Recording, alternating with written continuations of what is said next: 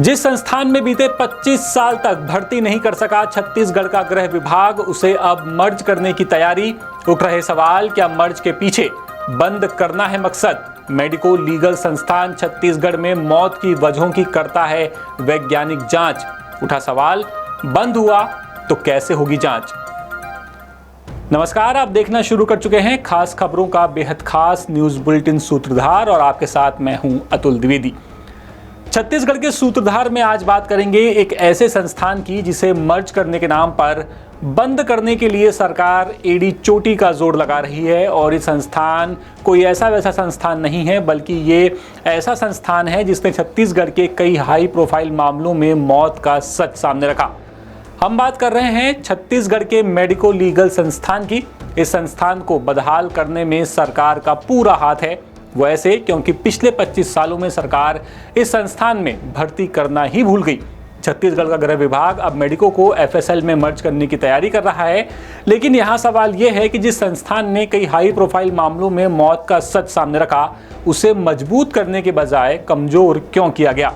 आरोप है कि विभाग ने सालों तक अनदेखी की और अब स्टाफ की कमी का हवाला देकर मर्जर का रास्ता चुना जा रहा है। गृह विभाग की प्रमुख सचिव निहारिका बारिक सिंह ने अधिकारियों को रिपोर्ट तैयार करने के लिए भी कह दिया है। क्या है ये पूरा मामला, बता रहे हैं रायपुर से हमारे विशेष संवाददाता विनय वर्मा।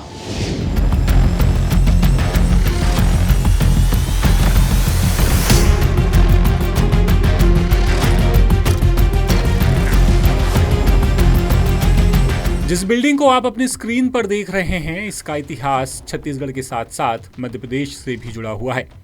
छत्तीसगढ़ में हुए कई हाई प्रोफाइल मामलों की वैज्ञानिक तरीके से जांच करने वाला मेडिको अब खुद के अस्तित्व की जंग लड़ रहा है। राज्य गठन के बाद मध्य प्रदेश से 5 कर्मचारियों की टीम छत्तीसगढ़ आई थी। इनमें 3 मेडिकल ऑफिसर और 2 क्लर्क थे। इसके अलावा 25 नए पदों पर भर्ती होनी थी। लेकिन 25 साल बीत गए पर एक भी नियुक्ति नहीं हुई।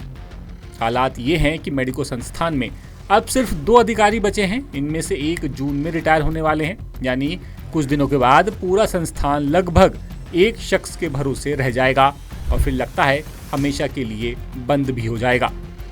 पहले आपको ये बताते हैं कि मेडिको करता क्या है। मेडिको लीगल संस्थान मौत की वजहों की वैज्ञानिक जांच करता है। यहाँ ये पता लगाया जाता है कि मौत प्राकृतिक थी, आत्महत्या थी या हत्या। अगर हत्या हुई तो किस जहर या केमिकल का इस्तेमाल हुआ, कितने समय से जहर दिया जा रहा था, किस हथियार से हमला हुआ। कई ऐसे केस जिनमें पोस्टमार्टम के बाद भी मौत की वजह साफ नहीं होती, वो सारे केस यहाँ भेजे जाते हैं। संस्थान की रिपोर्ट कोर्ट में अहम सबूत मानी जाती है। छत्तीसगढ़ गृह विभाग का कहना है कि मेडिको लीगल संस्थान और एफएसएल दोनों गृह विभाग के अधीन हैं, इसीलिए अलग अलग लैब चलाने के बजाय एक ही लैब को मजबूत करना बेहतर होगा। लेकिन सवाल यह है कि अगर सरकार व्यवस्था मजबूत करना चाहती थी तो 25 साल तक भर्ती क्यों नहीं की? संस्थान को कमजोर क्यों होने दिया गया? सवाल पूछे गए तो विभाग के पास इसका कोई साफ जवाब नहीं था। संस्थान के डायरेक्टर कई बार भर्ती और संसाधनों को लेकर सीनियर अधिकारियों को लेटर लिख चुके हैं, लेकिन न चर्चा हुई न जवाब मिला। इससे सवाल और गहरा गया कि क्या विभाग पहले से ही संस्थान को खत्म करने का काम कर रहा था। बता दें कि मेडिको लीगल संस्थान की जरूरत 1975 में महसूस की गई थी। 1976 में मध्य प्रदेश में देश का पहला ऐसा संस्थान शुरू हुआ जिसमें मौत के बाद मामलों की जांच तेज हुई। कई हाई प्रोफाइल केस जल्दी सुलझने लगे। बाद में दूसरे राज्यों ने भी इसी मॉडल को अपनाया, लेकिन छत्तीसगढ़ में ये संस्थान शुरू से ही उपेक्षित रहा। छत्तीसगढ़ के गठन के बाद संस्थान को स्वतंत्र पहचान नहीं मिली। इसे रायपुर मेडिकल कॉलेज के अधीन किया गया। फॉरेंसिक विभाग के एचओडी को इसका पदेन संचालक बना दिया गया। आरोप है कि संस्थान का बजट और संसाधन मेडिकल कॉलेज के कामों में खर्च होते रहे। इससे संस्थान कभी मजबूत नहीं हो पाया। दावा है कि संस्थान में आधुनिक उपकरणों और विशेषज्ञों की कमी है। कई जरूरी जांचों के लिए पर्याप्त संसाधन तक नहीं है। देश में अपराध और संदिग्ध मौतों के मामले बढ़ रहे हैं, लेकिन सरकार ने इस संस्थान की क्षमता बढ़ाने पर कभी गंभीरता नहीं दिखाई। संस्थान के प्रभारी संचालक डॉक्टर विकास ध्रुव का कहना है कि कई मामलों में पोस्टमार्टम के बाद भी मौत की वजह साफ नहीं होती। कई बार शव डिकम्पोज हो चुका होता है। कई मामलों में केमिकल की सही मात्रा पता करना मुश्किल होता है। ऐसे केस संस्थान में भेजे जाते हैं।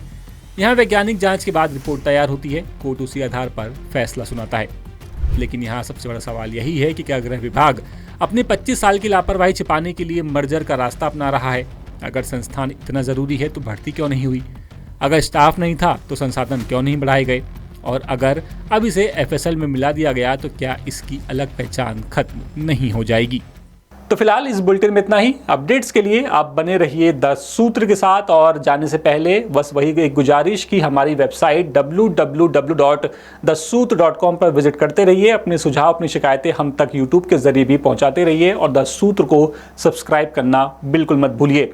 और अब देखिए देश और प्रदेश की तमाम बड़ी खबरें। मुझे दीजिए इजाजत। नमस्कार। सुप्रीम कोर्ट ने नीट पेपर लीक मामले में सोमवार को नेशनल टेस्टिंग एजेंसी को फटकार लगाई। कोर्ट ने कहा कि दुखद है कि एनटीए ने पहले हुए पेपर लीक मामले से कोई सबक नहीं लिया। जस्टिस PS नरसिम्हा और जस्टिस आलोक आराधे की बेंच ने सोमवार को federation of all India medical association, United doctors front और दूसरों की याचिकाओं पर सुनवाई की। कोर्ट ने निर्देश दिया कि एनटीए गुरुवार तक हलफनामा दाखिल करे और बताया कि 2024 में दिए गए निर्देशों और मॉनिटरिंग कमेटी की सिफारिशों पर क्या कदम उठाए गए। साथ ही केंद्र सरकार और CBI से भी जवाब मांगा है। देश में आज से नौतपा की शुरुआत हो गई है। इसका मतलब है कि अगले 9 दिन और ज्यादा गर्मी रहेगी। हीट वेव और तापमान भी बढ़ेगा। तापमान 45 डिग्री से ज्यादा बना रह सकता है। रविवार को महाराष्ट्र के विदर्भ क्षेत्र का ब्रह्मपुरी लगातार तीसरे दिन देश में सबसे गर्म शहर रहा है। यहाँ तापमान 47.2 डिग्री रहा। ये सामान्य से 4.6 डिग्री ज्यादा है। उत्तर प्रदेश में बांदा 46.8 डिग्री तापमान के साथ सबसे गर्म जिला रहा है। इसके अलावा प्रयागराज और उरई में 45.6 डिग्री, झांसी में 45.6 डिग्री, आगरा में 45.4 डिग्री और हमीरपुर में 45.2 डिग्री तापमान रिकॉर्ड हुआ।